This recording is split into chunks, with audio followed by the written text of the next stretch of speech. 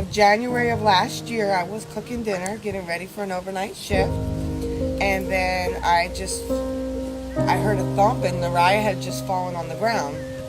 So immediately I picked her up, and I was screaming. My other children came rushing to me, and we went right to the hospital. Everything was normal, and the doctors had just made the assumption that maybe she had ingested something that they did not test for.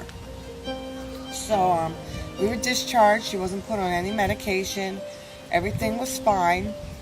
In hindsight now, I can look back and see that from that moment, gradually noticing little changes in her.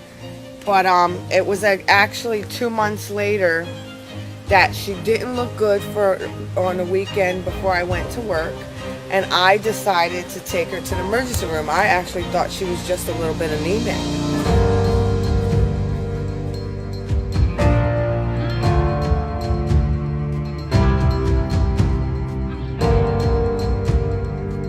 As a single parent, prior to this happening to my family, I worked, hard, and I had 4 young children at home, and we did it without public assistance.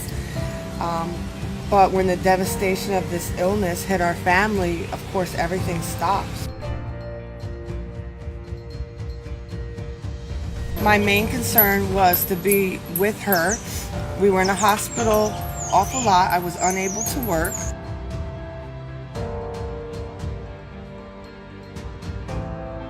Caleb's Crusade has been like such a blessing to us as a family. Not only did Rob Juan and Caleb's Crusade support us financially, he paid my rent on more than one occasion, electric bills, water bills.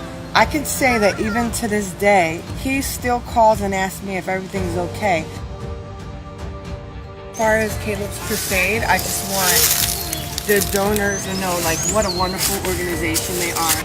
Words can't even express just the gratitude to the donors, how much a difference that they make to be able to alleviate the financial burden, to not have to worry about, wow, how am I going to pay the electric bill or the light bill, or how am I going to have food in the house.